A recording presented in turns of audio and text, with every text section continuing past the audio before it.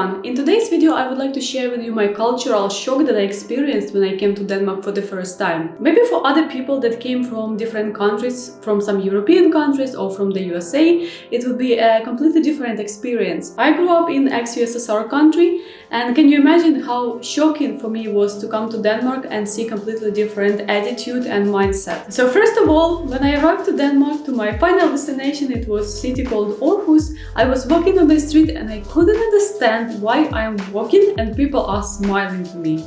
I was like, is there something wrong with my hair?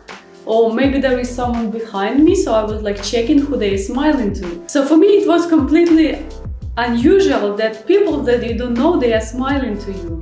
And it gives you a feeling that something is wrong. In the country where I grew up, in Ukraine, it wasn't very normal to walk on the street and smile. Because even, can you imagine, my teacher in my school, she was always telling us that if you are smiling without any reason, like there is no joke or some specific reason, you're just in a good mood, then it means that you are kind of like a bit crazy. But I got used to this. Another thing that I can't get used is dating culture in Denmark. That is something I will never understand and probably will never be part of. The most shocking part for me was when you go on a date in Denmark, it is expected that you split the bill. So if you go to drink a coffee, you buy your own coffee, even if the guy is inviting you. I don't really have a solid explanation why they do that. Maybe it is because women and men are considered to be equal in Denmark, or maybe because they expected to get the same salary, even though they don't do in real life. In the culture where I grew up, it's completely normal that the guy pays for your coffee and he buys you flowers when he comes to meet you on a date. But that's not what's happening in Denmark. If they pay for your coffee, you are already lucky. And don't expect to get any flowers, because according to Danish guys, flowers is waste of time and money, and they don't like flowers. So they don't even asking you if you like flowers, right? They already make an assumption that they don't like flowers. But that's a completely different story. What is also very interesting in Denmark is the definition of family or partnership. I don't know how they really define it, but for me it's supposed to be like I understand it as like a normal family when you have kids. But I have seen a lot of cases when a couple, a guy and a girl, they live different places, different apartments, and they have kids together. And it's not like they have been living together and they got kids and they split. No, they always have been living separately, but they keep getting new kids.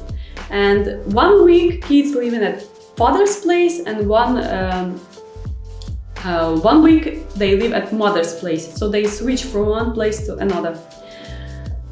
Correct me if I'm wrong, but from a psychological perspective, it's not very good for the kids, because they might grow up with some kind of traumas or maybe very weird imagination of the family.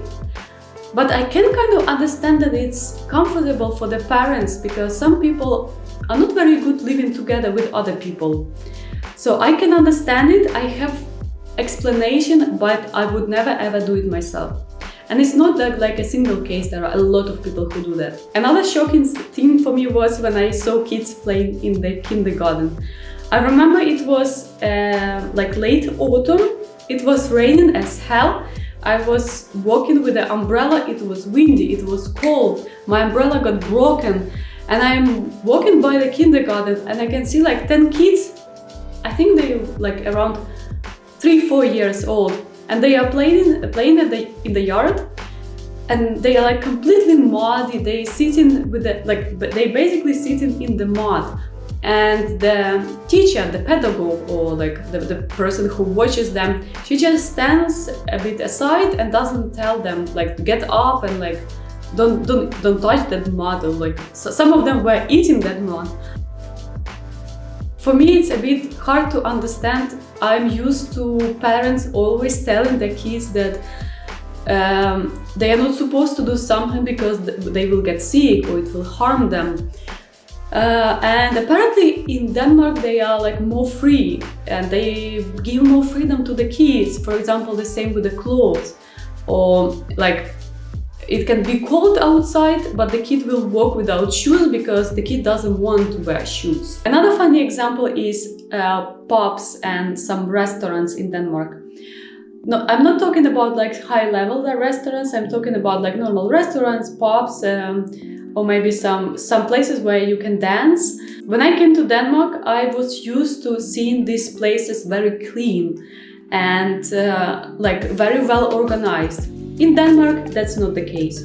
If you go to a pub where you can dance, the floor in pubs are very sticky. If you spill a drink, they don't have napkins. You come to the bar, you ask for a napkin, and they give you like a piece of cloth that you keep like at your kitchen. They just drop it on the table and like, yeah, clean it yourself.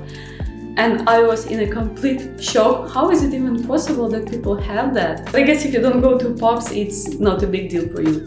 But still, if you want to find some friends, you want to have fun life, if you are young, then it's something that kind of was related to me, because this is the way I was hanging out with my friends when I just came to Denmark.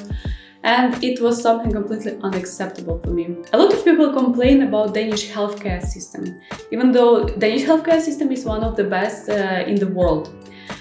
And I kind of relate, but when people complain about healthcare, they mostly mean these family doctors that they have to go through if they have some problems, and then they need to get to a special doctor. So the family doctors, they differ from each other. Sometimes if you are lucky, you can get a good family doctor. Sometimes if you are unlucky, you can get a doctor that doesn't want to treat you. And no matter what you come with, whatever problem you have, he can or she, they can say that, yeah, it's normal, just get Panadil and wait, this is normal, wait, that's like their favorite phrase. If you're an adult and you go to a doctor and you can take care of yourself, that's kind of alright, you can wait. But if you have kids, not even one kid, that are sick and they have very bad fever, and you try to get to a doctor to get some help to like reduce the suffering of the kid, and they say that that's alright, just wait, it's normal.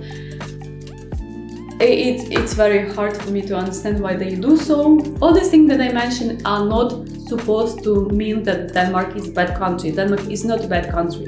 It just feels different if you are coming from, for example, non-European country, if you're coming from Asia, if you come from some USSR countries, ex-USSR countries, if you come from maybe South America, where culture is very different to Danish. So it might be challenging to adapt to the society in Denmark, and this is something that you should be aware of if you are moving to Denmark.